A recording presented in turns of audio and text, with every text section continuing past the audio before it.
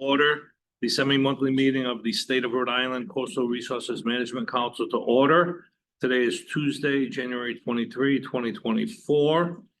I would ask that the record reflect the council members that are present as well as the staff members that are present here this evening.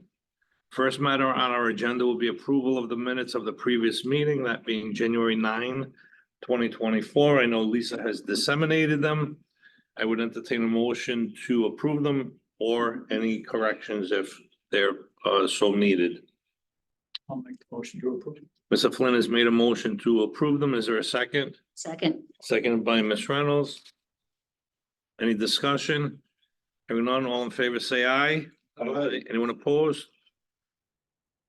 The motion carries. Subcommittee reports. Mr. Chair, the Rights of Way Subcommittee just held a meeting prior to this one where they had status updates on two matters, the Spring Avenue matter as well as the Buttonwoods matter. Anything else? That's it. All right, thank you. Staff reports. So with the staff report tonight, I just wanted to spend a minute or two explaining to the council some recent events that staff's been going through with these past few winter storms, where you all have probably seen the newspaper reports, the radio reports on erosion and what has happened with some of the shorelines, especially the south shoreline between Watch Hill and Narragansett. We didn't experience too many erosion issues inside the bay, although I understand that there's been a couple of places like in Little Compton that had experienced some, but for the most part, the erosion issues were between Watch Hill and Narragansett Point Judith. We've had several structures whose decks, ocean fronting decks, were compromised. And we have given permission, obviously, Fonzie's to have those removed because they were not habitable type structures. However, no one's home that we are aware of, nor no one has contacted us, nor staff being out in the field every day for the past week and a half have come across anybody's home that has been compromised. The dunes fronting all these shorelines actually were very robust, did a very good job of doing what they're supposed to do, and that's protecting things behind it, in this case, infrastructure and buildings and whatnot. The dunes took a massive hit. Quite a few of them, if you walk the shoreline today, you will be literally in the middle of those dunes where they were, looking up still, but about the back half of them are still there. However, that said, natural processes will start bringing the sand and sediment back in, but I doubt we're going to see a robust dune system like we had prior to these two storms as soon as this spring or summer. But that's my segue into, well, what are we doing with the other structures that folks might want to do something to protect their property. We have gotten a couple phone calls, a couple requests to put structural shoreline protection in front of those properties. It's not a permissible activity where these structures are occurring. They're type 1 waters, they're ocean fronting. So structural shoreline protection is not an option. We've gotten a couple requests for folks that want to put very large sandbags in front of the property, basically at the toe of the dune. That is something that we are not proposing to be a permissible activity as well. Those structures the sandbags really wouldn't provide any protection whatsoever. And we are also getting requests for people to bring in sand and sediment and use maybe the sand that is washed up on their property, or cities and towns that have sand and sediment in their parking lots to bring those back in and put them on the beach now. We're telling folks not to do that. We're telling, especially the cities and towns, to just stockpile that sand in the beach clubs that are in the area and put it in the corner of the property and let it sit there until the spring. Then you can clean it up, sift it, and then put it back on, because any sediment, any sand that you put back now, literally the next tidal cycle will start to get washed away, and any storm of any significance, even minor storms, will take a lot of it away. So that sand does not have the time frame to compact itself if you put it down, doesn't have the time frame for vegetation to establish itself if you helped it by planting vegetation.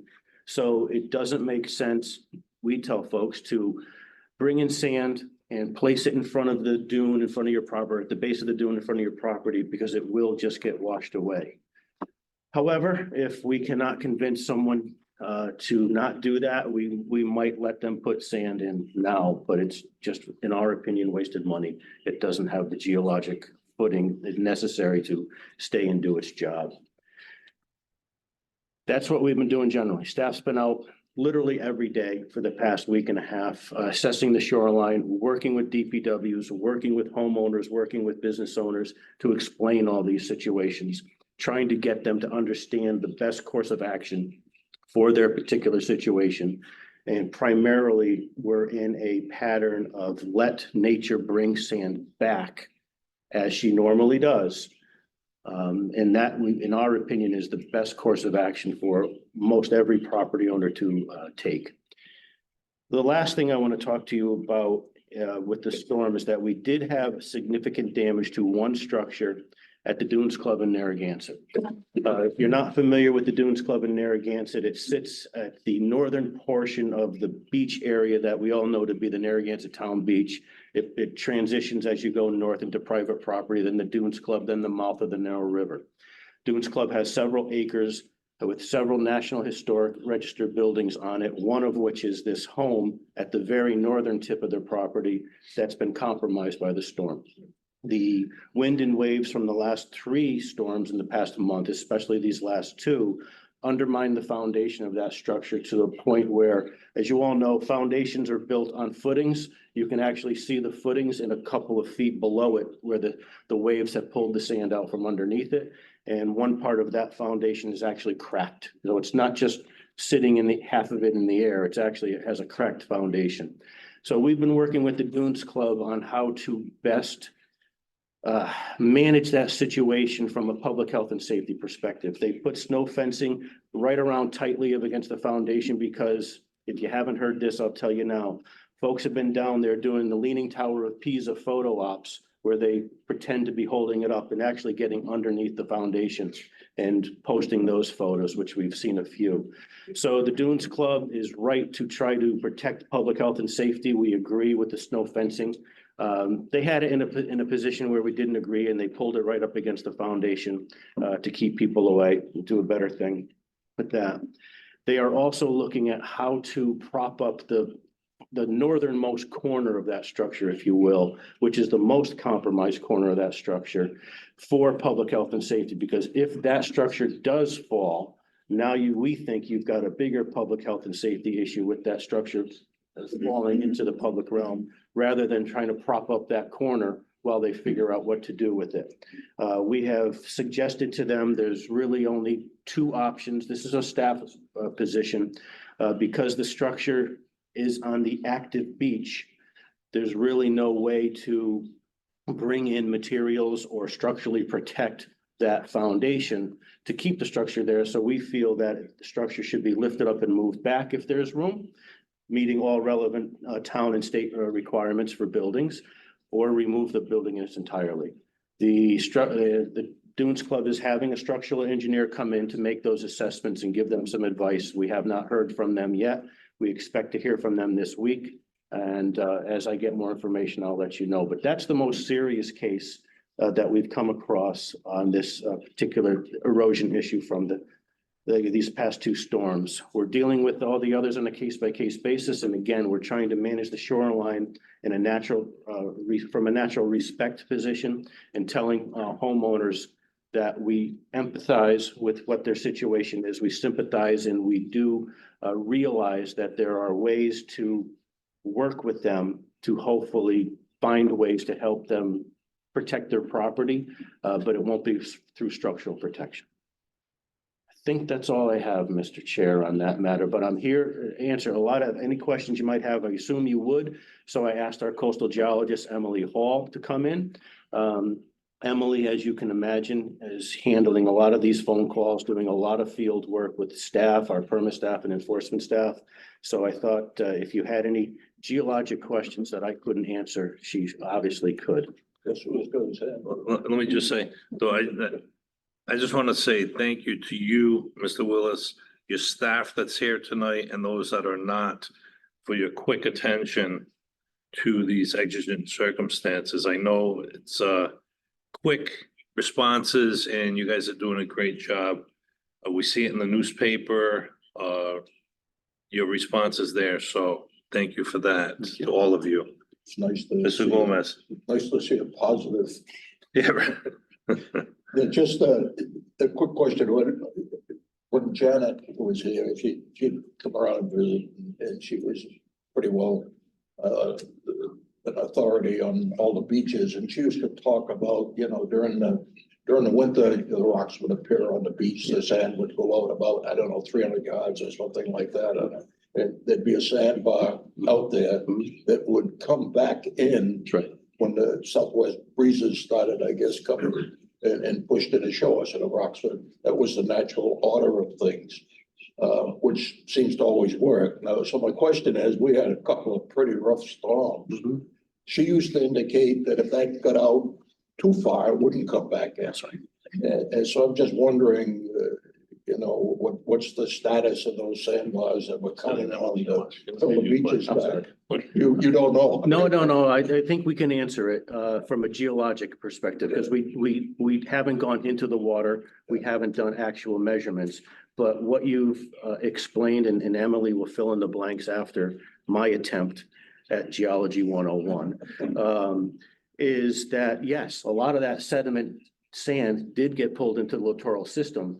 I'll bet you quite a bit of it got pulled beyond what's known as the closure depth. And that's that depth of water that there's not enough energy for that sand to get back into the littoral system that eventually finds its way back onto the beach. So we really don't. So we don't know, but I'm certain there's some, and maybe Emily can expound on that. So that's just another little problem that we'll be finding out about, I guess, when the spring shows up. It'd be good for the researchers to get their butts out there and go start studying it. Yeah. So just to chime in, part of it is absolutely a wait and see to see how much of it is beyond that closure depth and how much of it is still in the near shore area.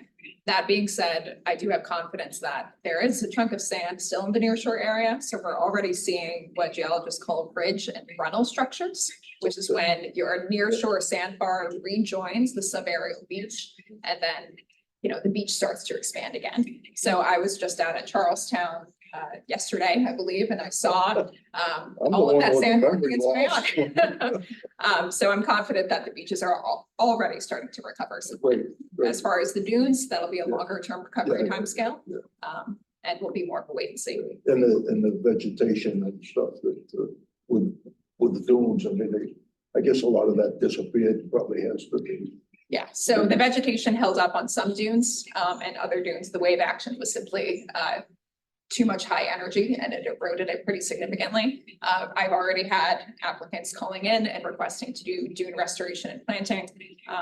As the executive director mentioned, we are very much encouraging them to wait till spring to work with the natural accretion cycle rather than trying to fight back against that natural erosive cycle. And what's the best vegetation to cover something like that? American beach grass is the standard. So it's the beach grass that you see on pretty much all of the dunes, along pretty much all of the East Coast. It establishes pretty quickly, so generally within one growing season. And in addition to having roots that go straight down, it's also got rhizomes, which function as underground stems to expand and hold more of the sand in place. I got one question. Thank you. Sure. Ms. Wall. So you've enunciated more or less a science-supported policy of managed retreat relative to the Dunes Club example. What are the kind of big exceptions that we can expect to see from that policy of managed retreat as you go forward analyzing on a case-by-case basis some of what you've seen on the South Shore? Well, I don't know that there will be many exceptions, given the fact that structural shoreline protection is not an option. The option is to elevate and move back on your property. That's the managed retreat. I think some of the problems with that are many of the lots are relics of the 1940s and 1950s zoning of small 5,000 square foot cottage lots that are now pretty well developed. And there may not be room for those structures to move back, but they could elevate.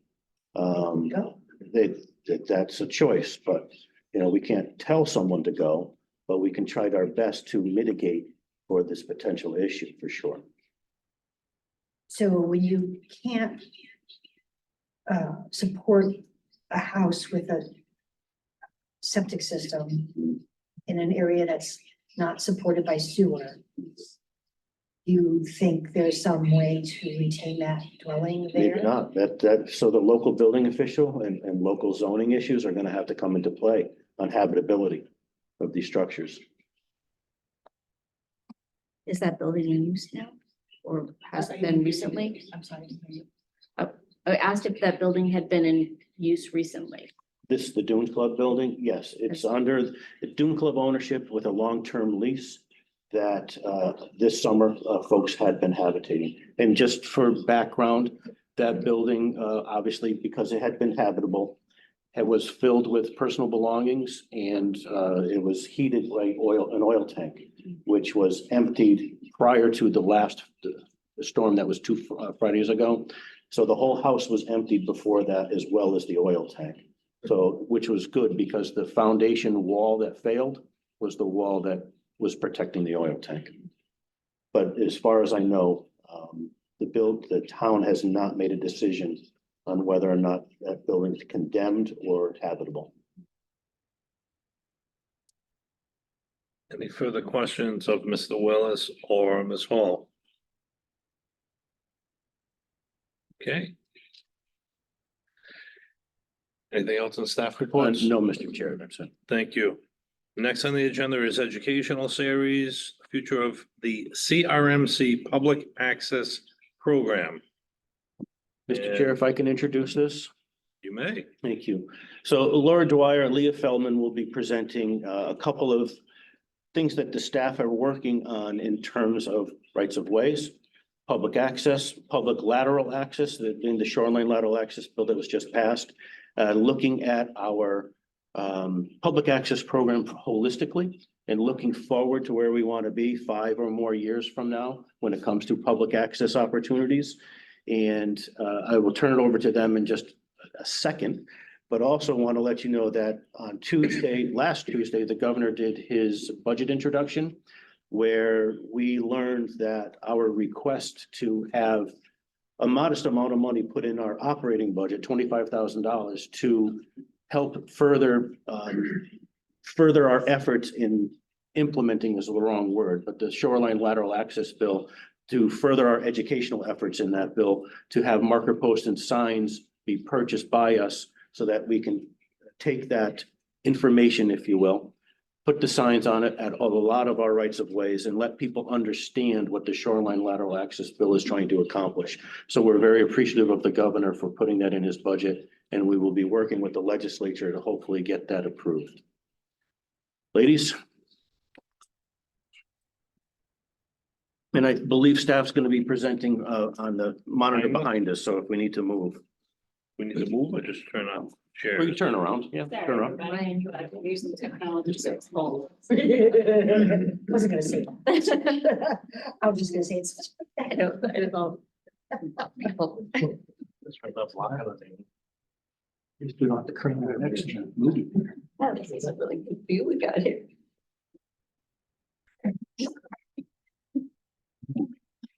Thanks, Jeff, for the intro, and Mr. Chair and council members, thanks for letting us present tonight.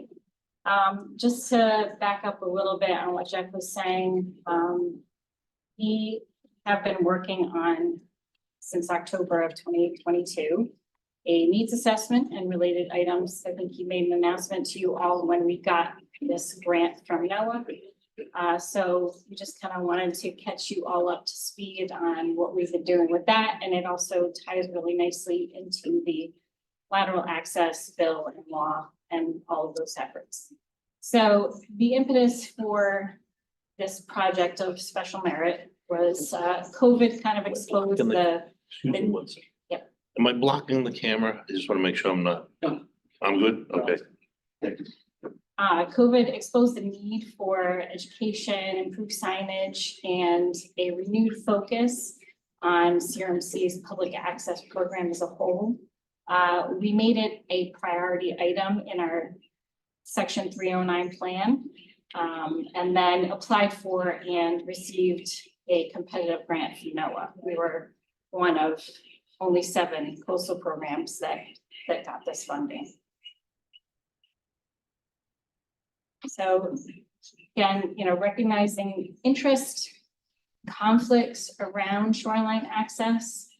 We teamed up with Rhode Island Sea Grant and we decided that really what was needed was a comprehensive plan for the next 5 years for our rights of way and public access program. Really, first, what needed to happen, we realized though, is that we needed to understand what Rhode Islanders and tourists wanted to see and needed to see in terms of shoreline public access. So this led us to the needs assessment. Just for background information, the project of special merit was for $206,000. We began work on this effort in October of 2022. And the goal was to really ask the public what they thought, where they went, all the things that related to, shoreline access, instead of us anticipating what was needed and required.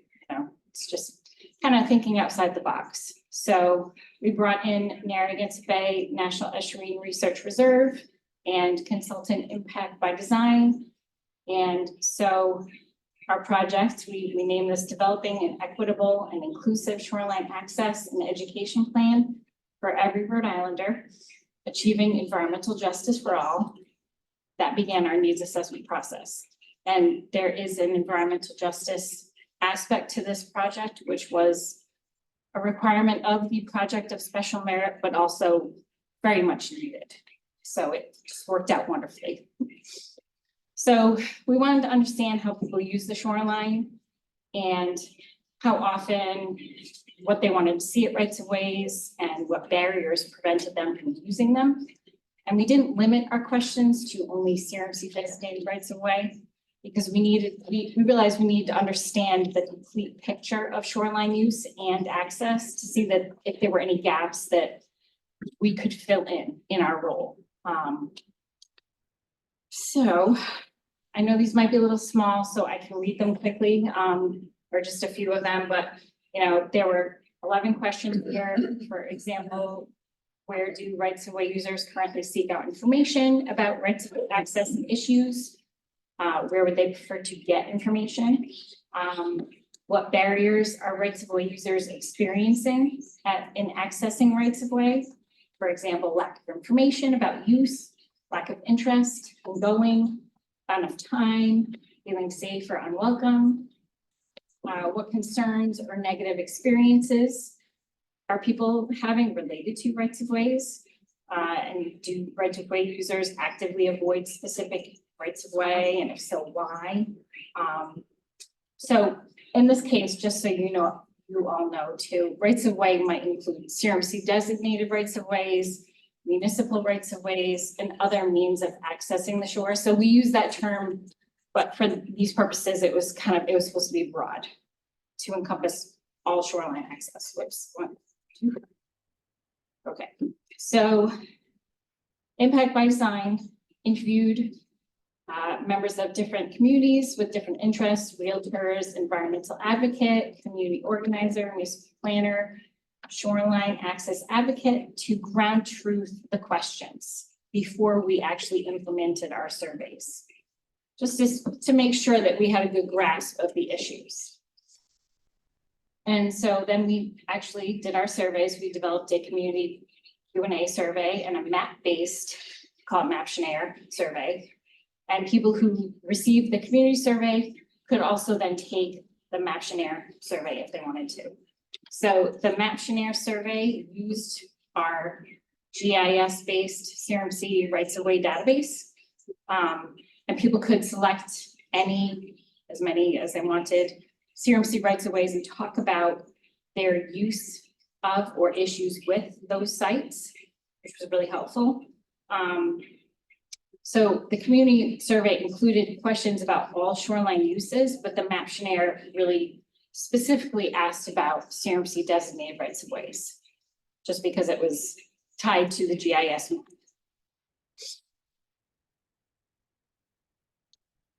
So surveys were disseminated through online tools, Sentiment, that's for Rhode Island residents, and Pollfish, which was for tourists, emails to listservs and organizations, social media, and in-person data collection. So we actually had a few students out at different CRMC rights of ways for a number of weekends during the summer. Actually, asking folks in person to take surveys. So we really tried to get a variety of folks from different areas through different methods. Okay. So we'll give you a few highlights. So the top 3 sources of information, now this is people taking our survey, this is what they told us in terms of where they get information about shoreline access and related issues, word of mouth, online searches, and the DEM website. Notably, the CRMC website was not one of the top 3 sources of information. People appear not to know about the, our GIS, rights of way database. And this also includes the Shoreline RI app that Renown Sea Grant developed 2016 with our cooperation, designed to help people get information about where they can access the shore. And I can provide those links to anybody who, the Shoreline RI app to anyone who wants that, but the top 3 ways to make getting information easier, people said dedicated social media or website where rights of way users can get all their info in one place, a detailed map or guide, and identifying parking spot locations and their costs. So under the category of deterrence to access, 41% of locals said that there are access points that they avoid or use less than they used to. And these are the top reasons. No parking, which is obviously one of our concerns. I'm sure it's not a surprise to any of you that lack of parking is a complaint. They're unsure if they're allowed to use these access points, also pretty common. They feel unsafe or unwelcome there. Sometimes guards are blocking these points, and the access points have a lot of litter or are poorly maintained. All right, skip time again. So again, through the surveys, we gathered 6 suggestions from folks to make visiting rights of ways easier. Better parking, related information, better signage, more accessible access points to everyone. Updated maps, information on access points, better maintenance of these access points, and stopping locals from blocking access points. Express. We also asked people if there were enough rights of ways and shoreline access points. And Washington County residents were more likely to strongly disagree, meaning they largely thought there needed to be more. Bristol County were more likely to disagree. Kent County were more likely to feel neutral about it.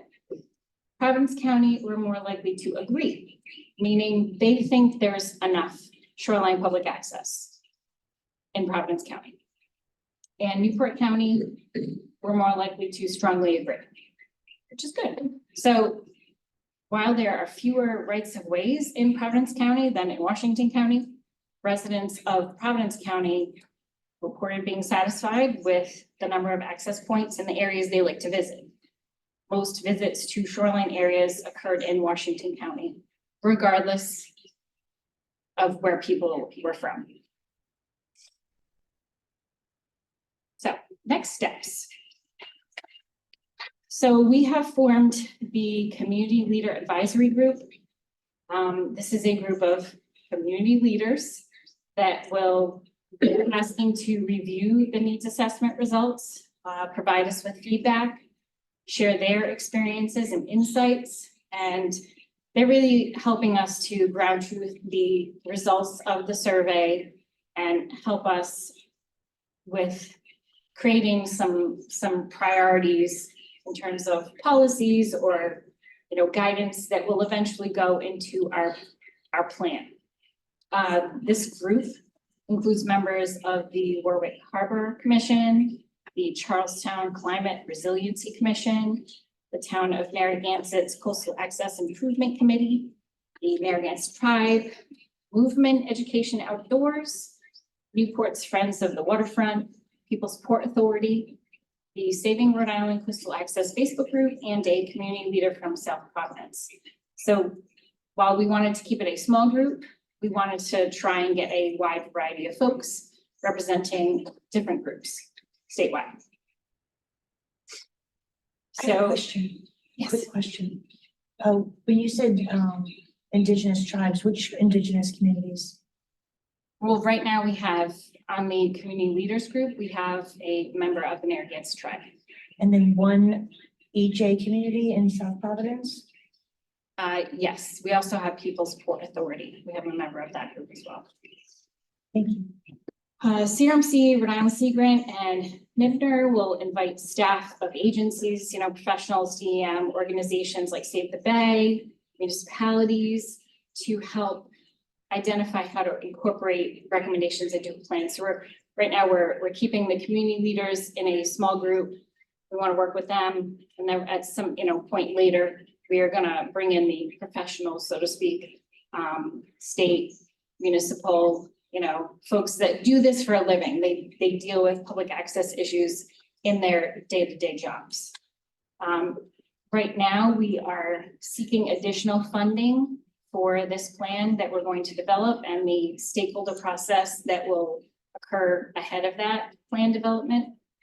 We hope to hire a municipal liaison to work with cities and towns and kind of bridge the gap between CRMC and those municipalities, and kind of brings, someone in who can work with the cities and towns to, let's say, maybe find a solution to the parking problem in some of these areas. And really try to kind of be our person on the ground. We are hoping to also, in addition to having a plan for the next 5 years for our program, we also are looking to do communication, improved communication and educational tools, improved signage for our existing and soon to be dedicated rights of ways. And then any other needs that our community leaders group identifies during this process. So again, it's a link, but the Shoreline RI website, if you haven't gone there, take a look at it. It's really great. It includes not only our CRMC rights of ways, but all other access points, like beaches, state parks, municipal rights of ways, fishing spots. So it's really comprehensive. So that is it for me. And I'm going to turn it over to Leah now, unless anyone has any questions. Any questions? That's sure. Mr. Goldman? I gotta do it. No, and it may be that I should wait till the end, but we've got a piece of property in a fairly large piece of property on the south shore of Little Compton, and it was deeded to the town for the citizens of the town to be able to use it. It has been greatly improved. It used I think DEM grant to, they've done a great job with it, but now the town has taken state money, and there are people in town that got upset because they couldn't go see storm damage after the last 2 storms, and they're trying to get the council to take it back so it's only town people that can use it. My contention is that once DEM or the federal government puts money into a project, that opens it up to everybody. Do we know what the status is? I mean, not the status, but it seems to me if we've used the general money of the state of Rhode Island, then at least Rhode Island people ought to be able to access the property. Does that sound right? You don't know. Don, I would have to defer on that one. I don't know anything about that one in particular. Sorry. The money that was granted, You're right. through a grant for the town of Little Compton. Right. one of the requirements was that the property be used by, all of the citizens, Of the state, of all citizens. all citizens. Great, And in great. fact, Great. the, DEM has an easement, over the property to that effect. Yeah. There isn't, what the neighbors are doing is there's an appeal process that they can avail themselves to get some, Oh, sure. parking for, resident parking. Well, they have But- handicap parking and I mean, we, you know. Yeah, but as of right now, anybody can use it. Yeah, and hopefully it stays that way. Or we Well, the don't, DEM's already weighed in on it. they have, okay. Yes. Thanks. It was just one of those things that irritates I'm me. told that if there's trouble with those neighbors, they're gonna send Mr. Gagnon down to straighten them out. I'm pretty good at 300 yards, so. We won't go any further.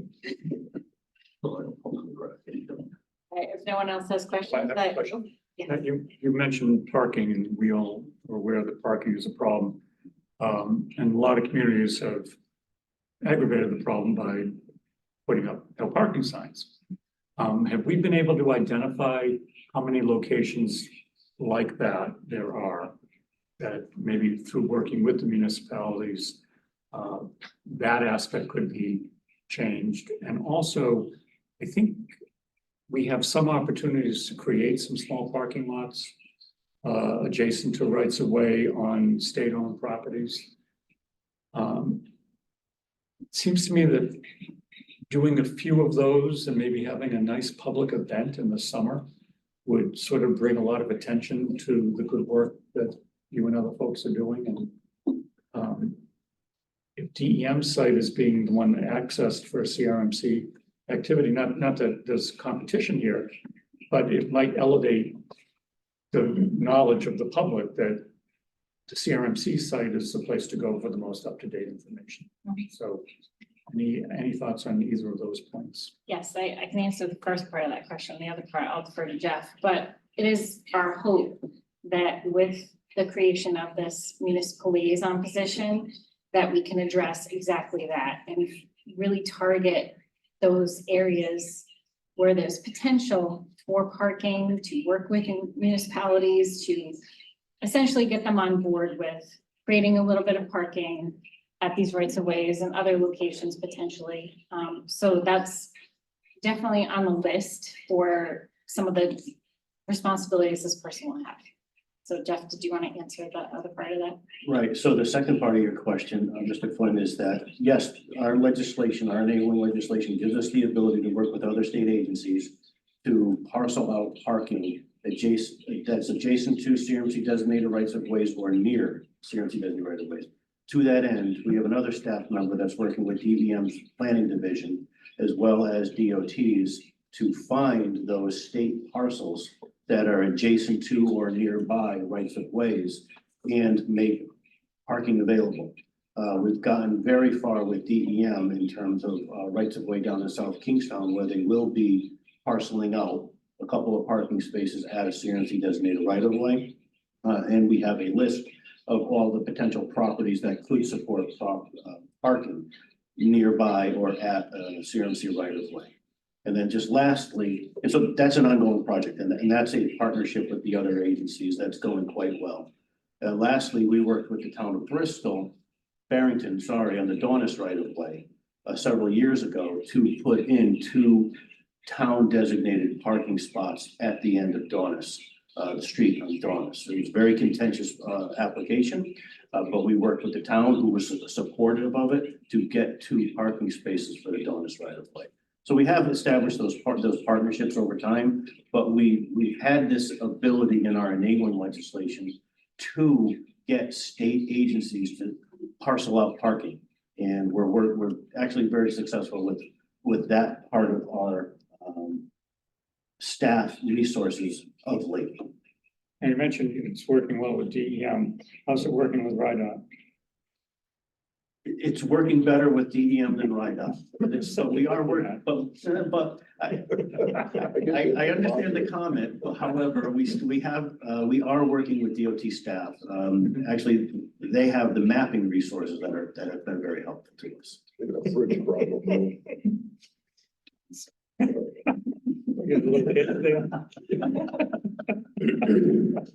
With respect to inclusivity and access, accessibility on your stakeholder group, which, do you have a leader from the other able community and accessibility leaders in our state? We are working on that. We had someone lined up when we first established the community leaders group, but then realized he had moved out of state. So we are in the process of, we've identified a potential person, and I'm sorry, her name escapes me right now, but the plan is to bring her into the group. And then in terms of other states that have worked on that particular issue, do you have particular state partners from states where you've seen the success of their work, especially with that inclusivity and accessibility piece for coastal access? We don't have any plans right now in terms of this effort to bring in any other states. No, but to look at expertise. them and to see what they've been doing, do you but have we some abs- states eyeball that you think have done it really well? Not at this point, but that's absolutely something that we should do. Look to California. We've got some assets there. And thank you for that. Should do some study this.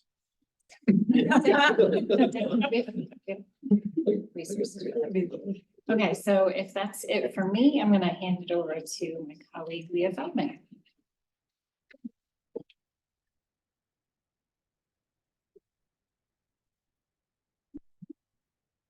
Thank you very much, Laura. That was very elucidating on a lot of our public access projects. So way I find it helpful to sort of visualize these two efforts is to think about access as being both a perpendicular and a lateral issue. So what Laura presented on today has mostly had to do with what we consider perpendicular access. So ways in which folks in the state can get down to the water. What I'm going to talk about now is once you're there, once you've gotten to the water, what can you do?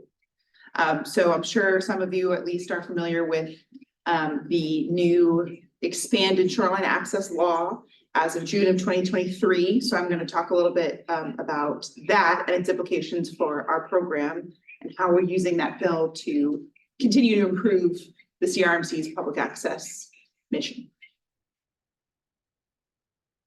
That work? Yeah. So basically what I'm going to, this didn't work on my end. That's okay. Yeah. So what I'm going to talk about today is just a little bit of the history, how we got to where we are now with this law implemented as of last summer, the impacts to the CRMC's programs, and then the education and outreach that we have planned and have already done in regards to this change throughout the state. So to bring us back to 2021, we were involved, the CRMC was involved, Jeff in particular was involved in a special legislative commission to study and provide recommendations on the issues relating to lateral access along the Rhode Island shoreline. That was the name of the commission. So it was created upon the passage of House Bill H5469 in June of 2021. Appointees to this council included Jeff, bipartisan House representatives, attorneys, marine affairs professors, a retired Rhode Island Supreme Court justice, and members from Save the Bay, the Rhode Island Realtors Association, as mentioned us. So after 6 months, this special commission concluded its meetings and research and proposed a legislative change to clarify the boundary between public shoreline access and private property. And that change was suggested as 10 feet landward of the recognizable high tide line. What happened next was the House Bill H8055 passed the House Judiciary with unanimous bipartisan support in the House under the modified H8055 sub A. That modified bill moved the line 6 feet landward of the recognizable high tide line. That bill was then sent to the Senate Judiciary to be considered for a vote. And then in 2023, House Bill H5174 was introduced to the House by 10 Democrats. And that bill defined the recognizable high tide line for the public's rights and privileges of the shore, as opposed to the current standard, which was the mean high tide. This is a lot of very specific jargon. I promise we'll get less soon. H5174 passed the House with a unanimous 63 yes vote. So then there was the partner Senate bill, which was S0417, introduced in February of 2023, defined public passage. So that added additional clarification, public passage up to the natural vegetation line, which was to be determined by the CRMC. So this bill, S0417, was on hold per the Senate Judiciary Committee's recommendation for further study, despite the 6-month House study.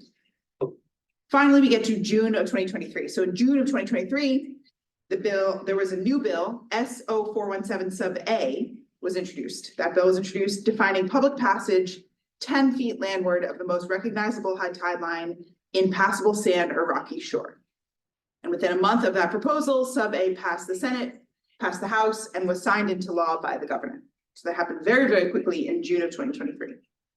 So throughout the rest of 2023, the new law was interpreted widely and challenged in court. A group of coastal landowners requested an injunction on the new law taking effect until their challenge was heard, but that injunction was dismissed by the Rhode Island Attorney General.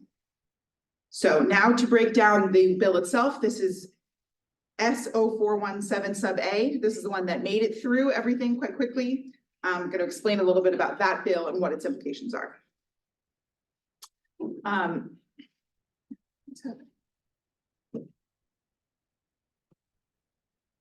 It's moving on my end, but not that end.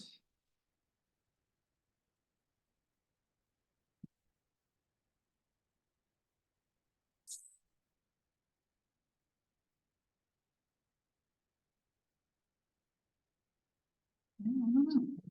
It's not responding. Sad. It just froze. Too much.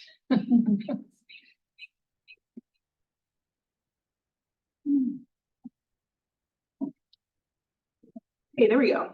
Okay, great. Okay, so what you are seeing now is an important phrase that I've highlighted here. And that is, this is a subsection of the law, and it's one I want to focus on, and that phrase is shall be liberally construed.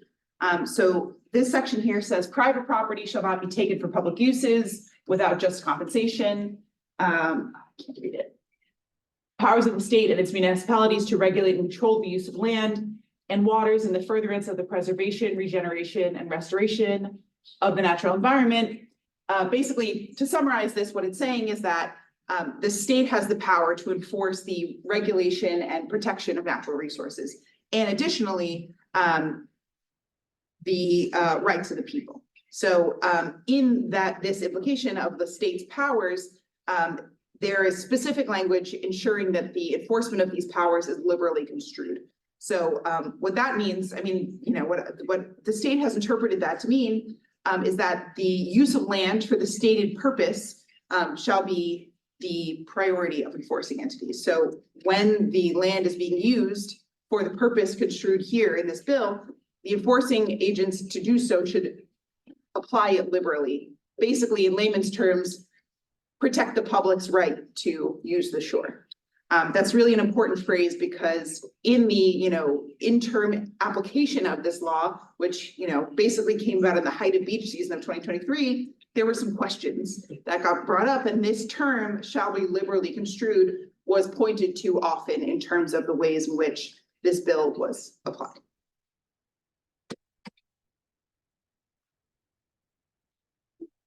Okay.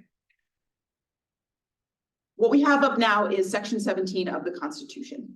And I bring this up now because the rights of fishery and privileges of the shore are referred to in the bill as what is to be applied liberally for the protection of the public. So the rights of fishery and privileges to the shore here are delineated as including but not being limited to fishing from the shore, the gathering of seaweed, leaving the shore to swim in the sea, and passage along the shore.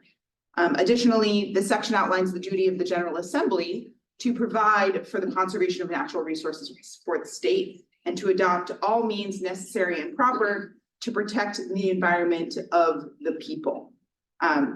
This, you know, in some interpretations, most interpretations would include the ability of the people to access the shore. So I bring up this section of the Constitution as an important connection to the bill in terms of application.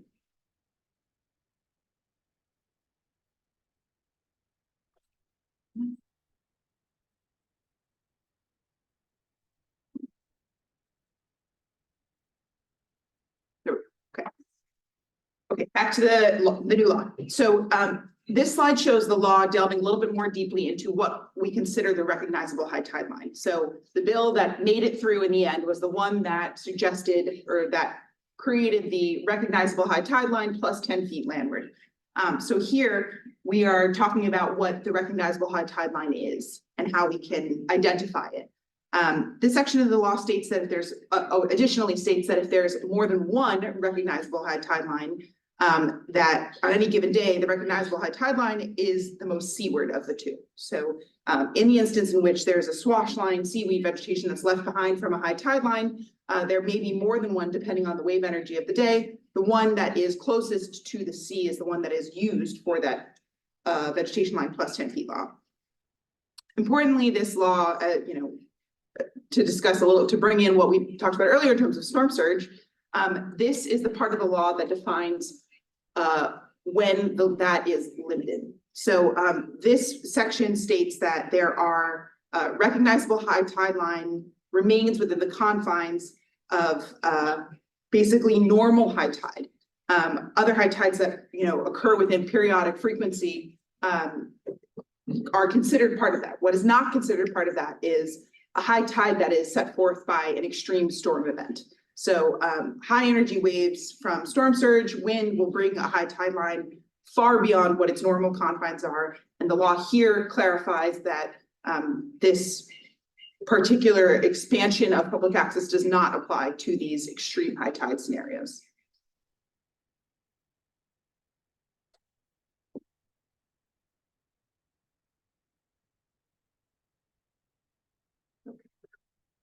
Okay, more clarification as to where this law does not apply.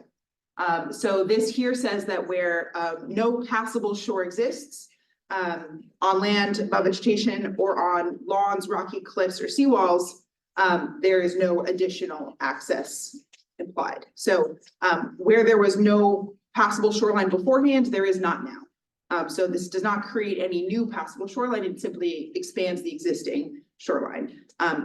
Seawalls, other legally construed shoreline infrastructure is similarly exempt from this shoreline access.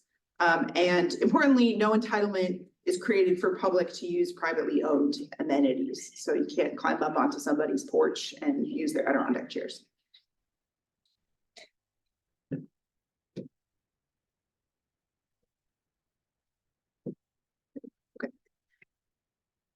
This bit of information, I'm sure most of you are at least somewhat familiar with. This is the enabling legislation for the CRMC, and I bring it up here just to show that the CRMC and its staff is, along with DEM and the Attorney General's office, identified as the agency that applies this. That this law falls within the purview of the CRMC to not necessarily enforce, but to educate and to describe and apply. So,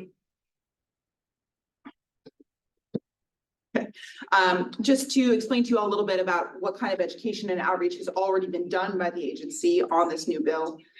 So late summer last year, we held a training session for South County municipalities, police forces, basically town administrators to answer some of their many very pertinent questions, because as I mentioned, this law came into action in the middle of the beach season last year. So we got lucky because it was a really rainy beach season. And so the beach was not used to the extent that it would have been in a under normal weather conditions. So we were able to provide this training at a point in time in which it was still applicable and helpful for the folks doing the enforcement.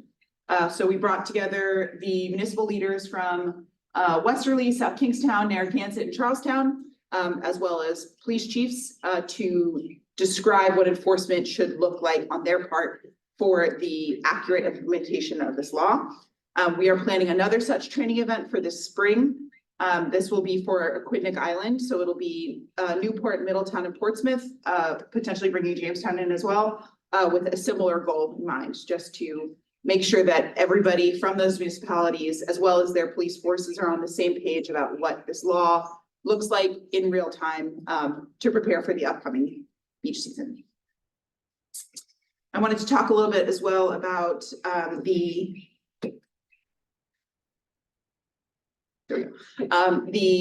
public facing aspect of our education approach here. So I'm sure you all are familiar with these signs. These are the signs that go up at rights of ways throughout the state when they are designated as CRMC designated rights of ways.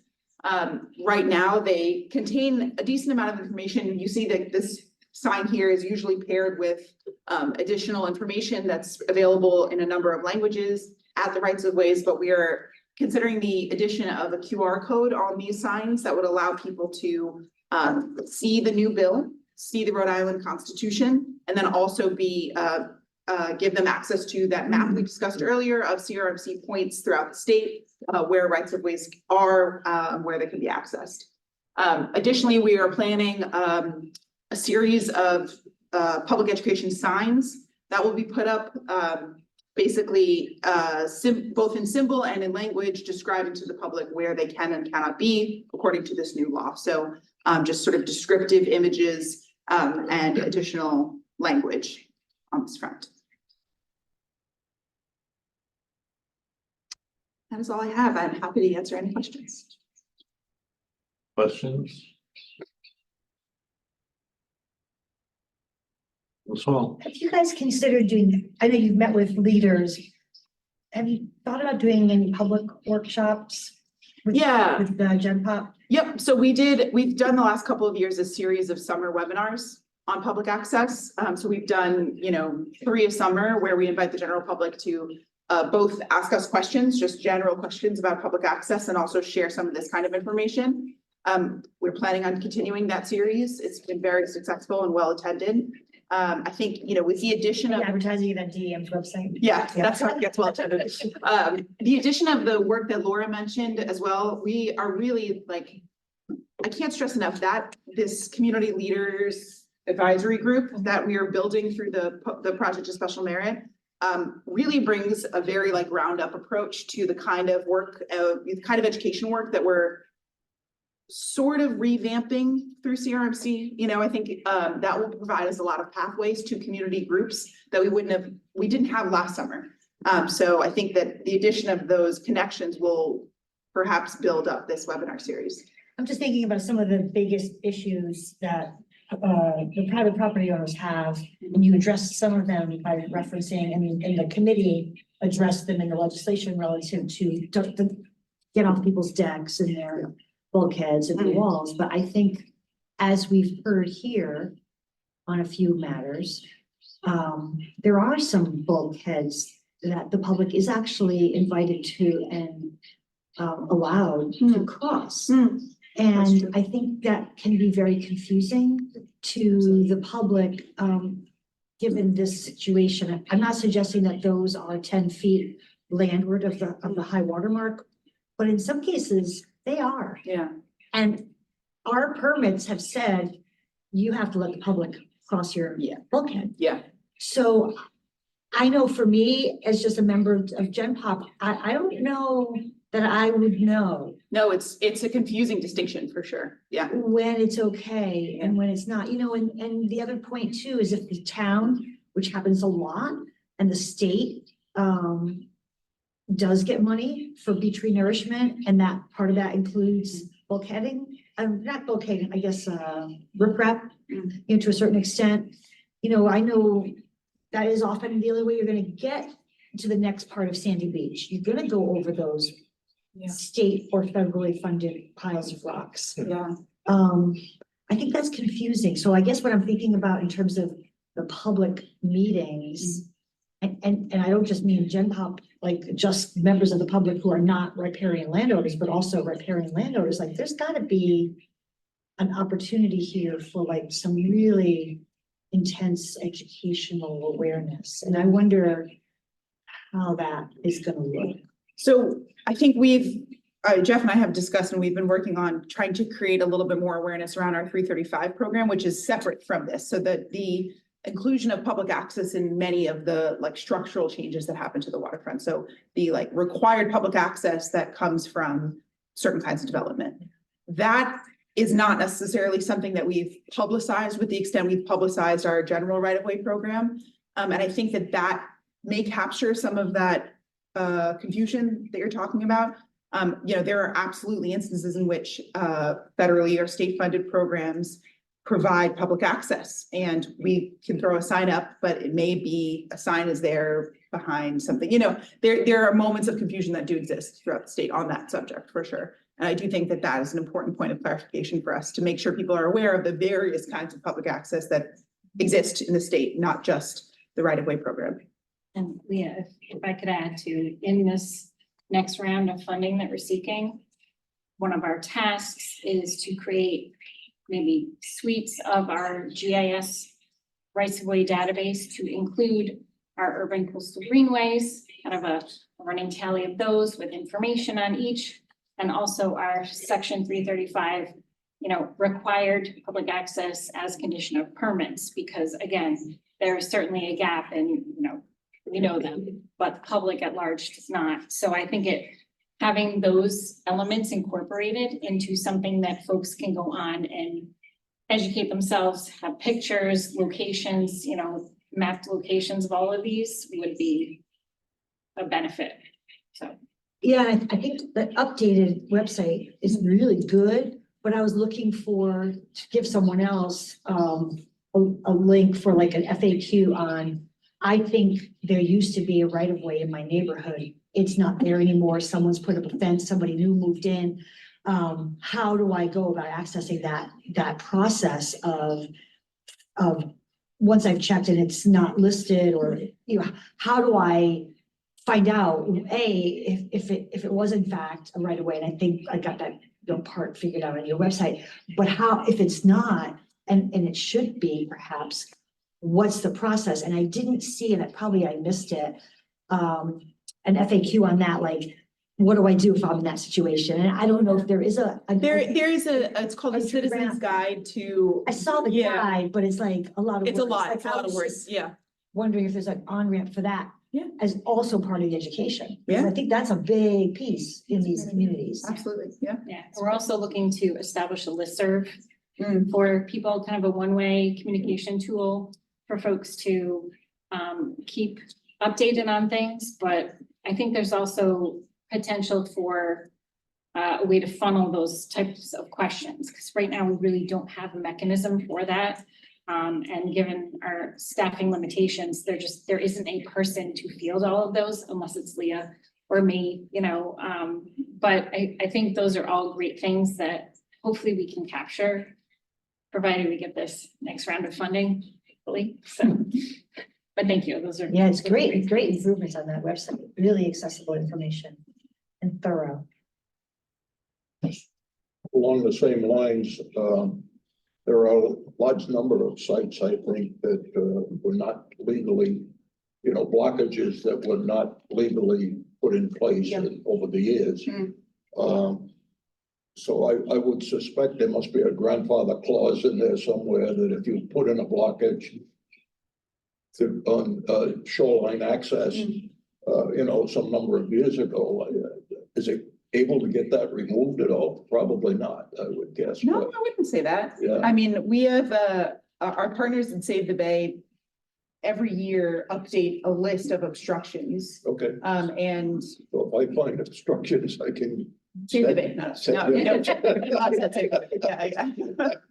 No, we do want to know about those, because those are. I know of cases that we get quite a bit of headland where you might, have a structure that's 20 feet above the shoreline and it's earth, right? Mm.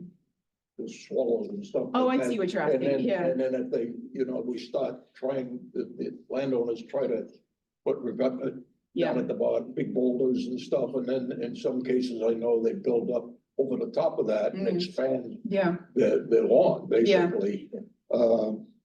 And so how do you stop that? I guess if you see it happening, you give somebody a call. yes, I mean, it's in violation of the CMC's program, so it's an enforceable action to obstruct the right of way, so it's, you know.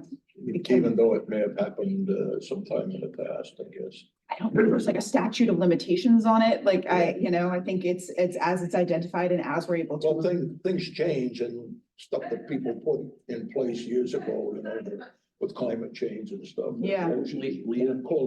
Closer No, to it. no statute of No statute of limitations. on that. limitations. In order to consider it to be a continuing trespass, essentially. I see, So there's no statute of limitations. yeah, However, there's defenses of laches. They can say, look, it's been here for so long, nobody said anything. So I'm not familiar with that term. it's messy, and that's how lawyers make money, because they get to talk about things like that. Great, for hours at length, yeah. Could they claim adverse possession? Not against the king. Not against the state. Can we talk a discovery fee? Can I hold on, can I just jump in on that for a second? If you want. Okay, under the case of Lynch versus Newport Realty, what you gotta be careful with is if the right of way is dedicated but not accepted. Under that case, adverse possession can lie. In other words, sometimes what happens is these streets are laid out, they're dedicated, but the town never took an affirmative action to accept it. In those instances, there can be a claim for adverse possession. What if the town maintains it or plows it? Is that taking an action to accept it? Acceptance is actually through three ways. One is an official act of the town. Town council says, we accept it. Number two, it's not an official act. However, they treat it as their own. They plow it. They pick up trash. That's considered to be an acceptance. The third thing is public use. So there's a lot of things that go along with it. Thanks, guys. Thank you. Mr. Chair, before we go into executive session, could I just say, coastal education series is something that we haven't done in a while. We want to bring it back to the council. We used to have it basically be once a month. I'm not certain that we'll be able to maintain that schedule, but we do want to come back to you several times during the course of the year. To that end, in early March, at our first meeting in March, we want to bring to you a recreational fishing survey task that we funded.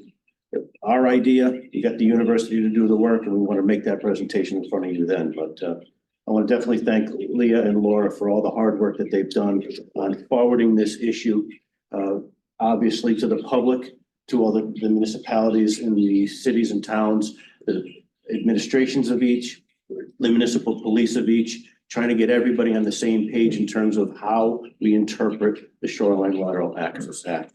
And then lastly, we want to take this show on the road. We want to go to the legislature and actually make the same presentation up there. So I'll let you know on how that goes, but I would like to schedule this to show the legislature. Thank you for passing the bill. Here's how we've been implementing it with our partners at DDM and the Attorney General. That's it. Thank you.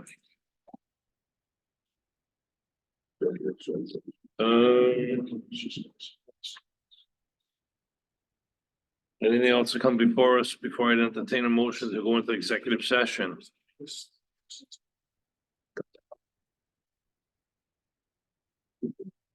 Motion made, seconded, all in favor, say aye. It's gotta be roll call. Gotta be roll call. I shall do that. Mr. Flynn. Seconded by Ms. Hall. So a motion's been made and seconded to go into executive session. I'll now poll the council. Mr. Russolino. Aye. Ms. Hall. Aye. Mr. Gagnon. Aye. Ms. Reynolds. Aye. Mr. Flynn. Aye. Mr. Izzy. Aye. Mr. Gomez. Aye. I too, Raymond Coyer vote aye. Passes unanimously. We shall now go into executive session and You guys gotta be more silly. Don't turn it off. Go back. They should say, vamos.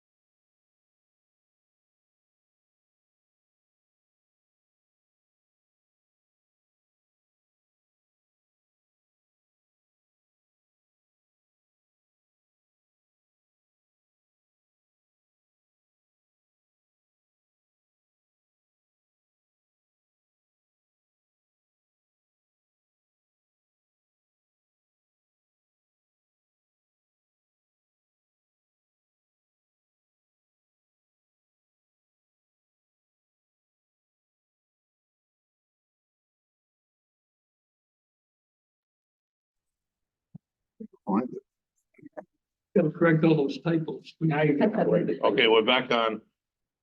Tony, anything that you need to report? Not at all. There's no action needed, and it was just a report. So no votes were taken in executive session. All right, and at this point, I'd entertain a motion to adjourn our semi-monthly meeting. Motion made and seconded. You don't need a roll call on that. No. No, you don't. All in favor, say aye. Aye. Anyone opposed? Motion carries. Thanks, Meeting adjourned. Yes.